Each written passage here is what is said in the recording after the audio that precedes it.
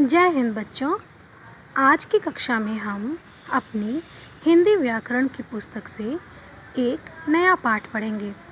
इस पाठ का नाम है विशेषण।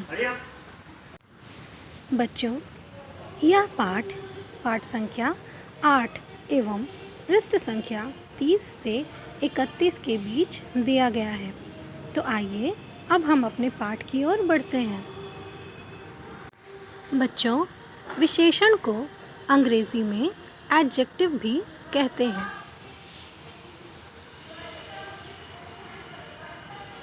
यहाँ पर हमें समझने के लिए कुछ शब्द दिए गए हैं एवं उनके चित्र दिए गए हैं। आप इन्हें किस प्रकार समझेंगे? देखिए, यहाँ पर 4 चित्र दिए गए हैं। एक चित्र में एक फूल है, दूसरे में आम, तीसरे में घोड़ा, चौथे में बिल्ली। परंतु इन सभी चित्रों के साथ एक और शब्द, चित्रों के नाम के साथ एक और शब्द जोड़ा गया है कि वे कैसे हैं, उनकी विशेषता जोड़ी गई है या वो किस प्रकार दूसरे से अलग हैं। तो जैसे फूल को यहाँ पर लाल फूल लिखा गया है।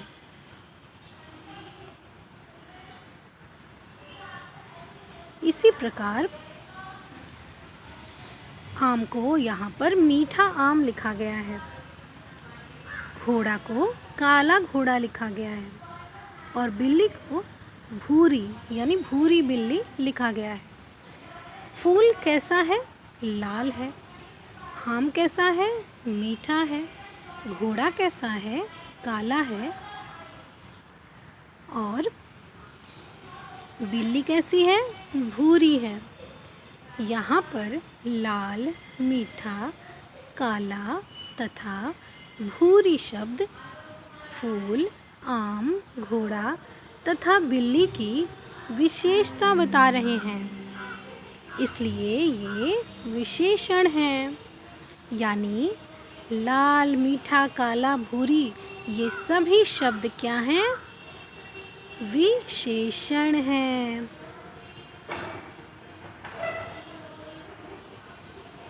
अब आइए हम विशेषण की परिभाषा याद करते हैं। इसकी परिभाषा है संज्ञा या सर्वनाम की विशेषता बताने वाले शब्दों को विशेषण कहते हैं। आप इसे पुनः दोहराएंगे।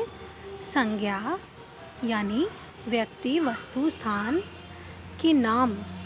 सर्वनाम यानी संज्ञा के बदले आने वाले शब्द की विशेषता, यानी इन सभी की विशेषता बताने वाले शब्दों को विशेषण कहते हैं।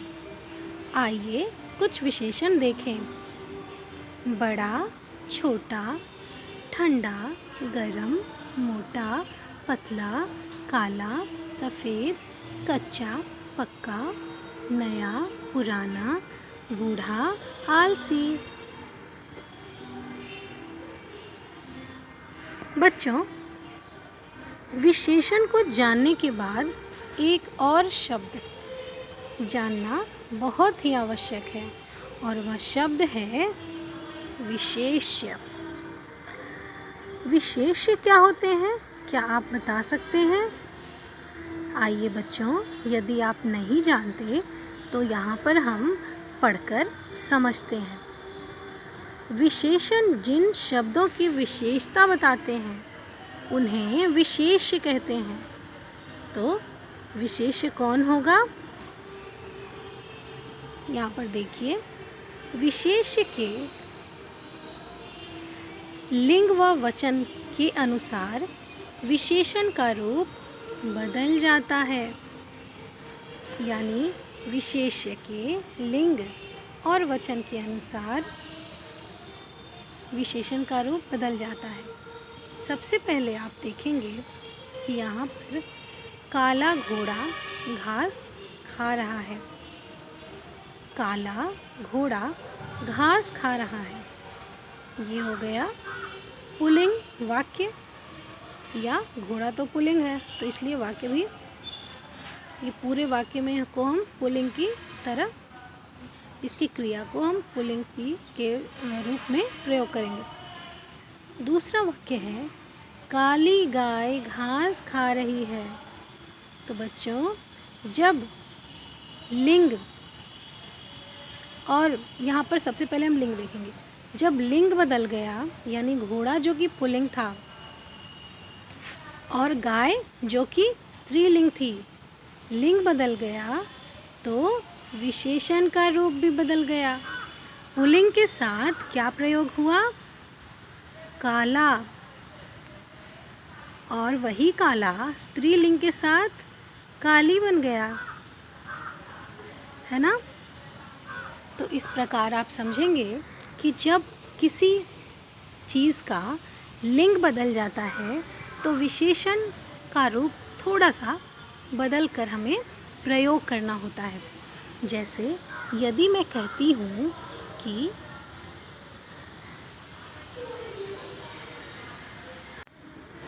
मुझे उजला रंग पसंद है, किस प्रकार?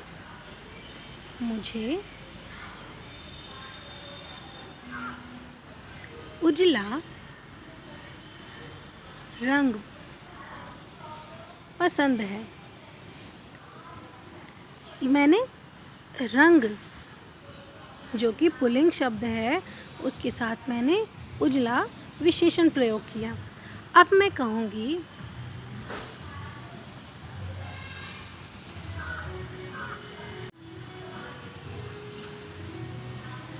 उसे उजली सुबह पसंद है। तो बच्चों, यहाँ पर सुबह जो कि स्त्रीलिंग है, इसके साथ हमने उजला विशेषण न लगाकर उजली विशेषण को लगाया है। तो यहाँ पर आपने देखा कि दो वाक्यों में एक ही शब्द लिंग के अनुसार थोड़ा बदल जाता है। अब आइए हम संख्या के अनुसार विशेषण का रूप बदलने को समझेंगे। बच्चों, यहाँ पर काले कुत्ते भौंक रहे हैं, बहुवचन। कुत्ते क्या हैं? भौंक रहे हैं। कुत्ते बहुवचन है, तो यहाँ पर हमने बहुवचन के लिए काले प्रयोग किया। अब है राम ने काला कोट पहना, तो यहाँ पर हमने राम जो कि एक वचन है, इसके लिए हमने काला विशेषण प्रयोग किया है। ठीक है, आशा करती हूँ कि आपको लिंग के अनुसार और वचन के अनुसार विशेषण का रूप बदलना समझ आ गया होगा। अब बच्चों, आप यह समझेंगे कि विशेष क्या है। तो विशेष वह है विशेषण जिन शब्दों की विशेषता बताते हैं उन्हें विशेष कहते हैं। तो विशेषण यहाँ पर काला है और वह घोड़े की विशेषता बता रहा है, यानी घोड़ा काला है। तो घोड़ा यहाँ पर क्या हो जाएगा बच्चों? घोड़ा हो जाएगा विशेष, गाय हो जाएगी विशेष, कुत्ते हो जाएंगे विशेष, और राम भी हो जाएगा विशेष। इस प्रकार आप समझेंगे कि विशेष वह होता है जिनकी विशेषता बताई जाती है। जैसे यदि मैं कहूँ कि आप सुंदर हैं, तो यहाँ पर आप विशेष हो जाएंगे और सुंदर विशेषण, क्योंकि सुंदर शब्द विशेषण है और आप क्या हैं? सर्वनाम हैं। तो आप यहाँ पर विशेषण विशेष्य हो जाएंगे, और मैंने जो विशेषण आपके साथ प्रयोग किया है वह तो विशेषण है ही। इस प्रकार अब हम इस पाठ का अभ्यास कार्य समझेंगे।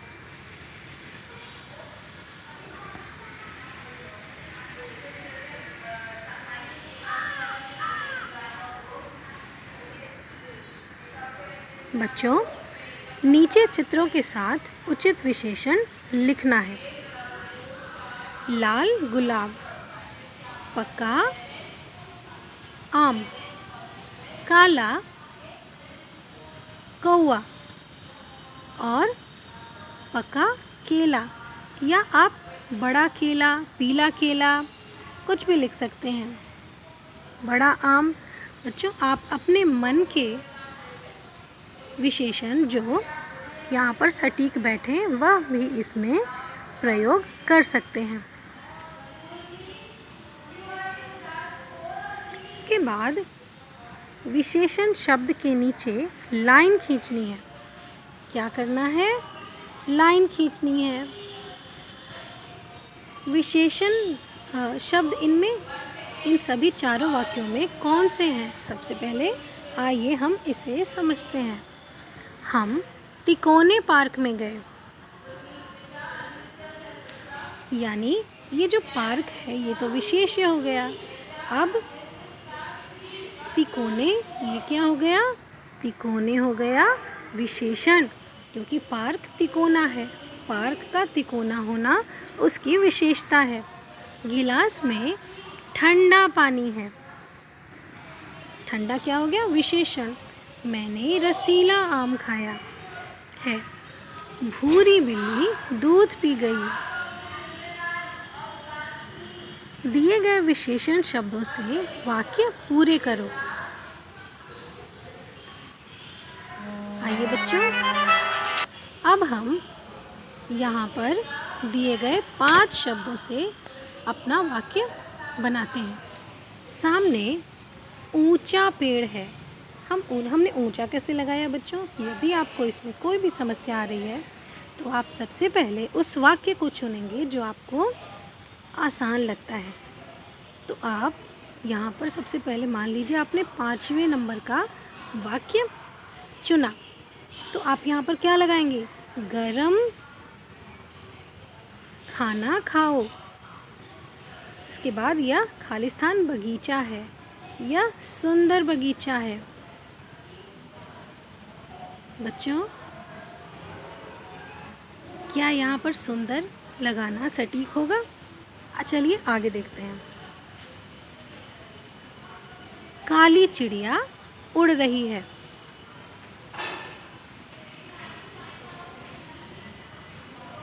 सामने ऊंचा पेड़ है। प्यारे फूल खिले हैं।